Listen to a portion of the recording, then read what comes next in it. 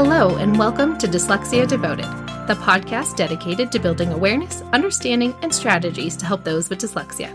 I'm your host, Lisa Parnello, dyslexia therapist and founder of Parnello Education Services. Join me as we dive into today's episode of Dyslexia Devoted. Hello, everyone. This episode is going to be a little different than normal, and I'm going to be taking a more serious tone. And I've actually chosen to mark this episode as explicit, not because there's any sort of swearing or curse words or anything, but because I would like kids to not listen to this unless their parents have chosen to decide that it's appropriate for them. I know I have a few of my students who actually really love listening to this podcast each week. And so I want to make sure that kids know that this messaging for today's episode is actually meant more for parents and educators. And it is up to the parents to decide if this is a good episode for the kids to listen to or not, depending on their age level.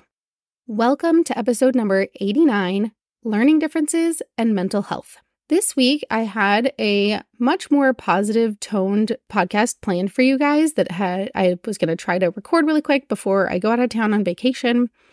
And then, unfortunately, a mental health crisis of a child with learning differences directly impacted my life this week. And so I decided to change up the episode and make it as powerful as it should be for this heavy of a topic. When we think about kids with learning differences, we often think about the academic challenges, how hard it is for them to read, how hard is it for them to write, how hard is it for them to succeed in life and to reach their goals when they really want to reach them, even though it's hard for them, and how they can develop grit and determination and all these things. But another really big feature of learning differences is mental health. And depending on how early you catch those learning differences or how severe those learning differences are, mental health can have a very large impact on a child's success. Ever since I first started teaching, the most challenging kids were always my favorite, and therefore I've had a lot of big emotion situations happen over the years.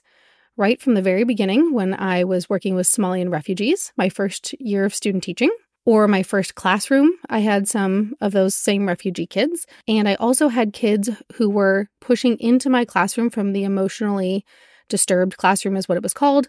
They have different terminology to describe that classroom now. So many times over the years, I've worked with kids who are having mental health crises. Happily, I am very good under a crisis. I actually freak out much more under 8,000 small things going wrong than an actual crisis. It was actually kind of funny when I was taking those tests of what should you be when you grow up? They said I should be a firefighter. I was terrified of fire at the time that I completed that test, but they explained it to me that I don't freak out in an emergency and I can keep a cool head when everything's falling apart in a major crisis, fight or flight kind of situation. Now, if only that would carry over into the 8,000 million little things that go wrong that will send me bursting into tears, that'd be cool, but I'm not there. So I've had plenty of experience dealing with kids in crisis, and it's not a joyous part of my career path, but it is a fact of life and one that I think we need to talk about because a lot of times people don't talk about it. When you think about a kid with a learning difference, everything is harder for them. And so sometimes those mental health crises can come from a few different directions. Sometimes it's anxiety. I can't tell you the number of times I've seen, kids who are 8th graders having full-blown crying temper tantrums over their anxiety level of a test that's coming up. I wish I was kidding, but I've seen them doing actual kicking their feet, screaming and crying because they're so stressed out about a test. The kind of temper tantrum you expect to see out of a 3-year-old. Imagine that out of a 13-year-old. And I've seen it more times than I can count. And then we also see various forms of depression, which is heartbreaking. I can't even count the number of times I've had to call in a mental health psychologist to evaluate a child to see if they need to be hospitalized for their mental health and safety concerns because of how depressed they are. And then we also have to think about the comorbidity, not morbid as in death, but as in two things that happen together at once, which is that oftentimes dyslexia goes hand in hand with ADHD. And one of the features of ADHD for some people is that their emotions ride very close to the surface, meaning they have big reactions very quick, though they're not always long-lasting. A kid who can be perfectly fine 1 minute can downward spiral real fast into tears or sadness or anger or frustration. and it doesn't take that much to set them off. Some kids, we get lucky and that mood turns around really quick. Other times when that mood hits, that's the way it is for the rest of the day. I've also worked with kids who have bipolar conditions where they can be completely rational and everything is great and they're perfectly happy, into big episodes of being manic and out of control.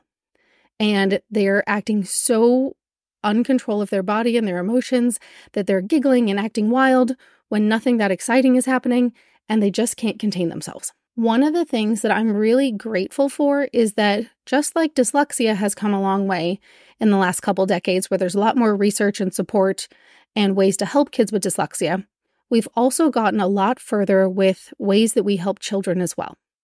It has become much more widely accepted to get mental health services. There have been more developments with crisis teams that can come help during an emergency. I'm very grateful to a Santa Clara County crisis team this week for doing their job and doing it well so that everybody was safe in the end. And I love that you don't necessarily always have to call a police officer when somebody is in a mental health emergency. There are national numbers like 988 that you can call for things like suicide prevention.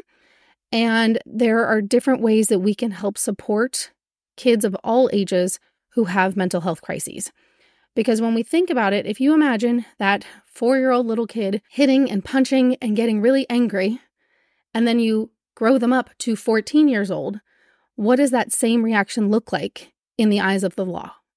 It looks a lot scarier when really it is the mental health that goes along with learning differences sometimes. When we think about some of the learning differences, some of their features for things like autism is that they don't always realize what is socially appropriate and how their actions are affecting those around them. And we have to work really hard to separate ourselves as adults who are emotional in a moment of stress and scariness into seeing when that child doesn't realize how their reactions are affecting others. Even when they're bigger and they look big and they look like they know what's going on, they're still a kid who doesn't quite get it. And it can be so easy for someone who doesn't know the situation to misinterpret what is happening. And even once a situation is over, there's also an effect on the rest of the family sometimes. When you are watching all of these things happening, imagine being another kid in that household. So, this week, one of my jobs this week was helping a kiddo understand that their siblings' actions are not their fault and that they shouldn't have to experience things like this, but unfortunately sometimes we do, and helping make sure that family members can also get support. In a really sweet moment last week, I have a little boy who comes to me because of his learning difference who's already getting therapy and works with a feelings doctor is what he calls her, I believe. Or he or she, I'm not sure the gender of the person. And the other day, he told me that I should go do that too, and how I'd make a really good feelings doctor, which I thought was absolutely adorable. And I had to promise him, you know what, buddy, I'm pretty sure I'm good with the job I have now, but the fact that you think I'd be good at that, that's really kind of you to say. I know I personally probably could not handle that level of emotion all day, every day.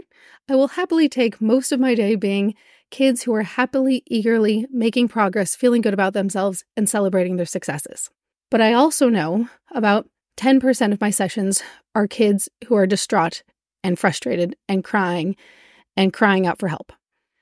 And so, yes, I have gotten very good at dealing with things when they hit their crisis moments, but it's not my favorite part of my day, but it's a part that we have to accept and know how to support. So if nothing else, I encourage you to consider the mental health of the children in your life.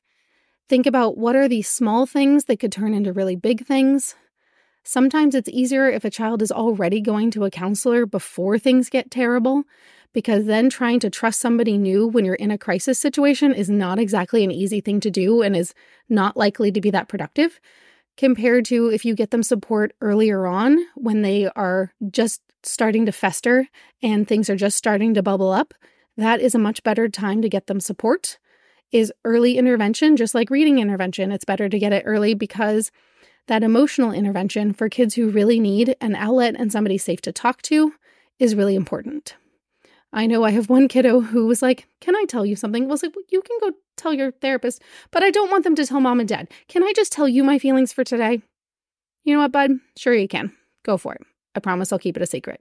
And sometimes that's what the kids need, is that chance to let something out before it blows up. And that's so important. My office is located in Palo Alto, California, where we actually, unfortunately, have very high suicide rates for teens because the pressures to succeed in an area where everybody seems so successful are high. So if you add that into the fact that we have kids who have learning differences and just getting by at the normal level is hard for them, let alone trying to aspire to be as perfect as everyone they see around them, which, yes, as adults, we know everyone around us is not perfect. It's a show and everyone has their problems. Kids don't see that a lot of times. They see what's on social media and everybody showing the pretty picture of what, their vacation looked like, but they don't mention the hellish 24 hours before that picture was taken when they missed their flight and their luggage got canceled and all the other things.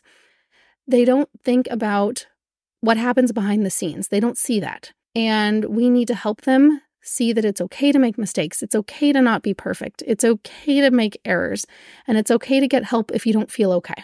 So if you take one thing out of this episode today, I would like for you to check on the emotional health of the kiddos in your world. Let them know that you are an area of support if they need it. Check in early and often. Get them mental health help if they need it. There are all sorts of resources around to support mental health because I know it has been a greater challenge in recent years with all of the dramatic things happening in our universe. And I want to make sure all kids and families and educators feel the support that they might need right now. I encourage you today for your homework is to go look up where the mental health resources are in your area. I encourage you right now to go look up the crisis numbers in your area should you ever need them. Most counties have some sort of mental health crisis line that you can call and get support if you ever need it. The national number is 988 for suicide prevention. Make sure that you know where to get help if you need it, because in an emergency, a lot of people don't think clearly, which is probably why I got the emergency phone call this week, because I do think more clearly in a crisis, and was able to get help for somebody who needed it this week. So I hope you have the number, so even if you don't need it for yourself, you might need it for somebody else in your life, and in a crisis moment, they can't think clearly to go find it themselves. So get the number for your local mental health professionals in your area so it's ready when you need it. That's it for today. I promise next week will be full of happiness and joy.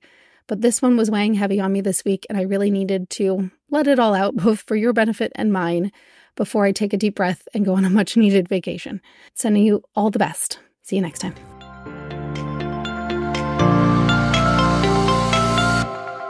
Thanks for tuning in to today's episode. If you want to learn even more about dyslexia, check out parnelloeducation.com/courses. See you next time.